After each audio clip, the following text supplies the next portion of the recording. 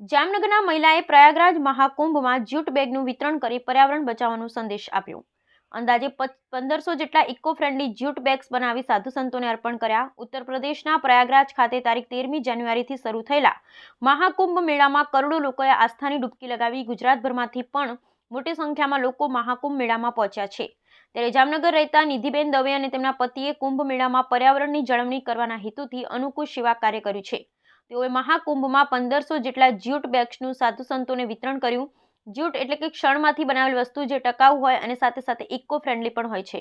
જામનગરમાં પ્રાકૃતિક ખેતીને પ્રોત્સાહન આપવાના હેતુથી તેમજ લોકોનું સ્વાસ્થ્ય સુધરે તે હેતુથી 2 દિવસીય મિલેટ્સ મહોત્સવ અને પ્રાકૃતિક ફાર્મર માર્કેટ કાર્યક્રમ યોજવામાં આવ્યો, જેમાં વિવિધ સ્ટોલ્સ ઊભા કરવામાં આવ્યા। તે પૈકી ઇકો ફ્રેન્ડલી વસ્તુઓને પ્રોત્સાહન આપવા માટે નિધિબેન દવેને સ્ટોલ ફાળવવામાં આવ્યો। તેઓ જણાવે છે કે હું જામનગરમાં 7 વર્ષથી જ્યુટમાંથી વિવિધ વેરાયટીઓના બેગ્સ તેમજ માટીની વસ્તુઓ બનાવી તેનું વેચાણ કરું છું। મેં મારા પતિ અને પરિવાર સાથે જામનગરથી પ્રયાગરાજ મહાકુંભમાં પહોંચી પર્યાવરણ બચાવવાનો સંદેશ આપવાના હેતુથી 1500 જેટલા જ્યુટ બેગ બનાવ્યા હતા અને ત્યાં સાધુ સંતોને તેનું વિતરણ કર્યું, જેથી કરી તેઓ ઇકો ફ્રેન્ડલી બેગમાં પોતાની વસ્તુ રાખી શકે, લાંબા ગાળા સમય સુધી એક કરતાં વધુ તેનો ઉપયોગ કરી શકે। ઉલ્લેખનીય છે કે ઇકો ફ્રેન્ડલી ઉત્પાદનને પ્રોત્સાહન આપવાના હેતુથી અને પર્યાવરણ બચાવવાના ઉમદા હેતુથી ગુજરાત સરકાર દ્વારા પણ અનેક પગલાઓ લેવામાં આવી રહ્યા છે। મારું નામ નિધિ દવે છે। અમે લોકો અહીંયા જ્યુટના સ્પેશિયલ બેગ્સને એવું બધું વેચીએ છીએ અને કસ્ટમાઇઝેશન કરાવીએ છીએ। આ જ્યુટના બેગ લગભગ અમે છેલ્લા 7 થી 8 વર્ષથી આ કરીએ છીએ અને હવે અમે એની અંદર ઘણી મોર એન્ડ મોર રેન્જ છે એ સ્ટાર્ટ કરેલી છે।